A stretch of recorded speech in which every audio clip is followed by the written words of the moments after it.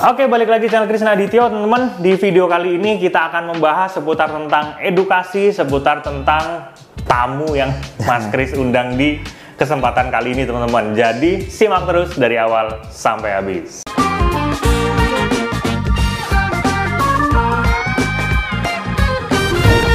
Kenalin dulu, teman-teman, namanya Habibi. Habibi ini teman Mas Kris dari lama. Nah, beliau ini seorang praktisi violin, konduktor orkestra, sempat juga mimpin orkestra di salah satu universitas Yogyakarta, dan ya beliau berkecimpung terus dalam karyanya di dunia orkestrasi. Betul ya, Bib ya? Ya.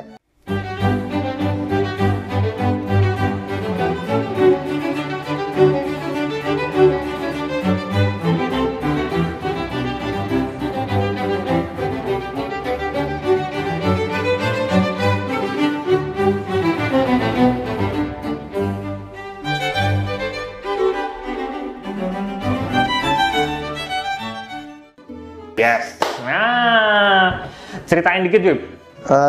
Untuk sekarang sih saya lebih cenderung ke musik itu yang orkestra, Mas. Jadi memang lebih ke arah pendidikan. Pendidikan? Ya, pendidikan. Karena passion saya memang ke sana. Iya, ke sana. Okay, saya suka mengajar gitu. Oh, yes, mantap. Ya, dan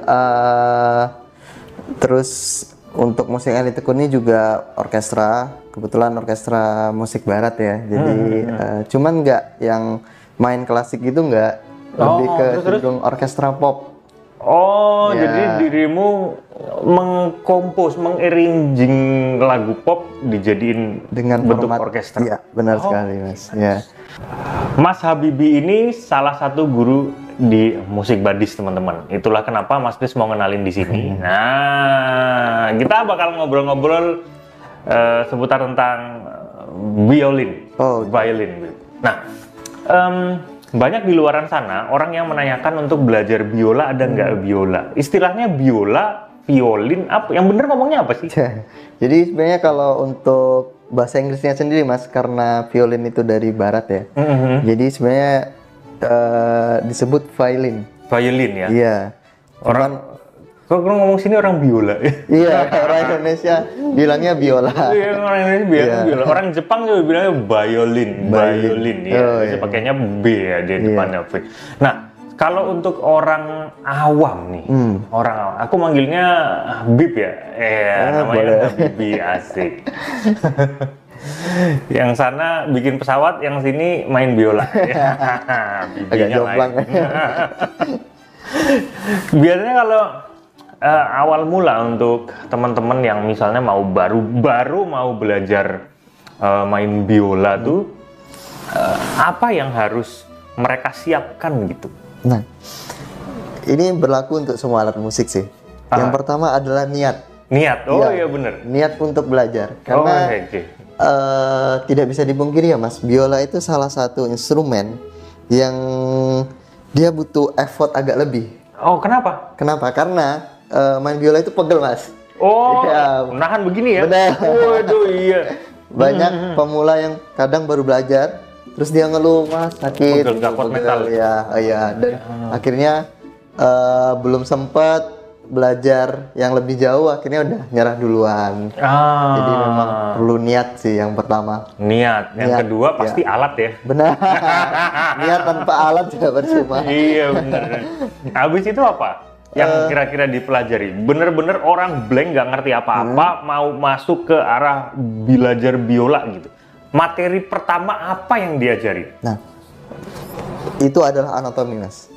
Oh, anatomi. Anatomi tubuh. Ya, kenapa anatomi tubuh itu penting? Karena banyak player ya, bukan player sih, praktisi yang bermain biola itu terkadang mereka anatominya salah.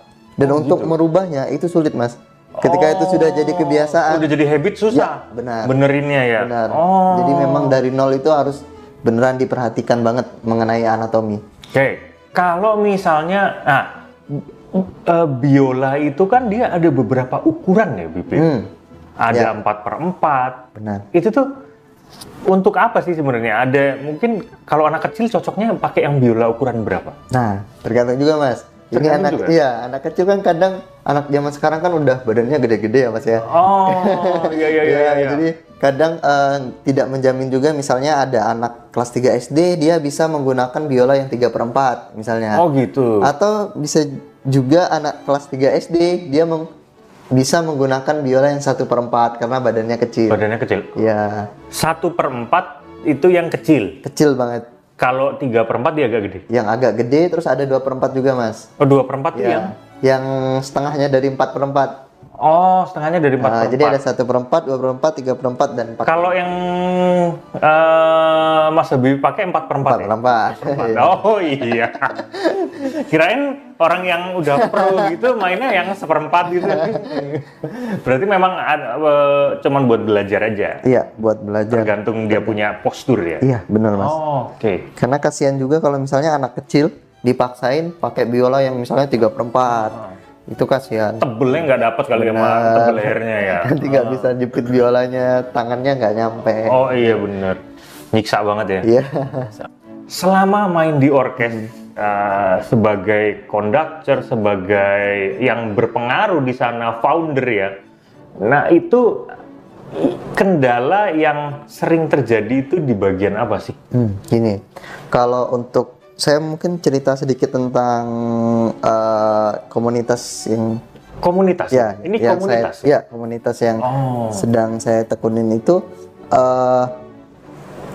kendalanya ada di ini Mas. Setiap anak itu kan kemampuannya berbeda-beda ya. Nah, dan bukan dari background musik juga?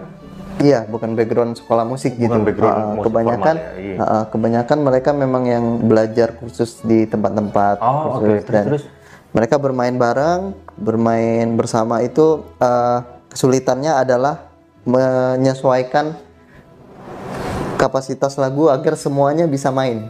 Oh. Jadi gimana iya. yang mainnya udah lebih lebih pro sama yang amatir itu bisa saling balance ya. Oh, oke. Kesulitannya di sana sih. Dan kedua kalau ya enggak tapi enjoy sih Mas karena memang passion saya di situ ya. Iya, dan yang kedua itu mengenai timbre suara kan antar orkestra itu berbeda-beda Mas.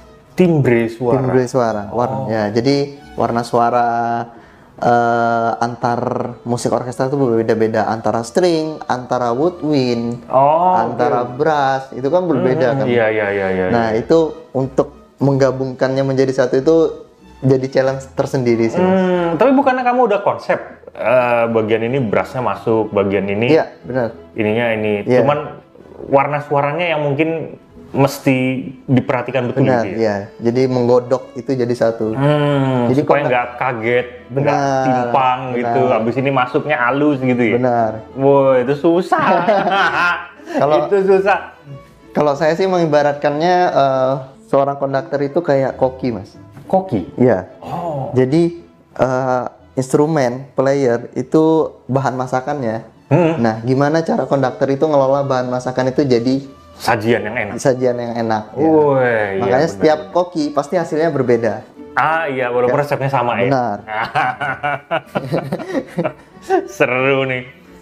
Terus kalau pas di orkes itu, kan banyak orang ya, banyak orang.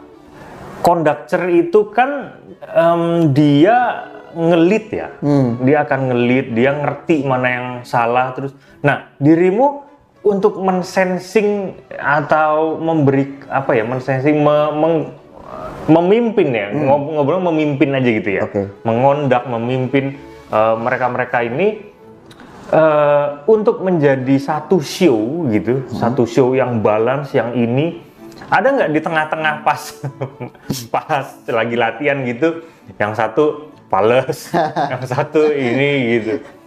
Ya, itu sering terjadi sih, Mas. Oh, sering terjadi. Apalagi saya kan kebetulan bukan ngondak player yang pro ya, Mas ya. Ini kebetulan player yang memang masih belajar. Hobi, player hobi ya? Iya, hobi dan sometimes juga ada player yang pro. Yang misalnya mereka sekolah di ISI, Yogyakarta dan segala macam. Nah, Cuman kan kalau untuk komunitas yang sekarang saya tekunin itu memang rata-rata usianya masih anak-anak, Mas. Oh gitu, tapi Iya. mereka berani untuk... Berani. Ya, mereka sangat senang bermain bareng gitu. Oh. Bermain musik bareng. Nah, jadi ketika ada yang fales, ada yang salah, bahkan temponya mungkin hilang. itu sering terjadi. Itu hal yang biasa ketika di dunia orkestra gitu, Mas. Oh. Ya. Moodnya gimana ketika kayak gitu? Udah rapi-rapi nih. Aduh gitu. Ya sebenarnya nggak kesel sih, Mas, karena Mesti memang sabar ya, gitu ya. karena udah maklum memang kesulitan untuk bermain bareng kan ada di situ, Mas. Iya, Ya, iya. kalau kita bermain sendiri kan ya nggak perlu dengar Nggak kiri perlu, kanan, iya, benar, nggak perlu iya, ngikutin benar, kiri benar. kanan. Berarti emang cocok banget jadi guru. Sabar. Nah, itu. Kita sampai di sini dulu, nanti kita jeda iklan. Yuk.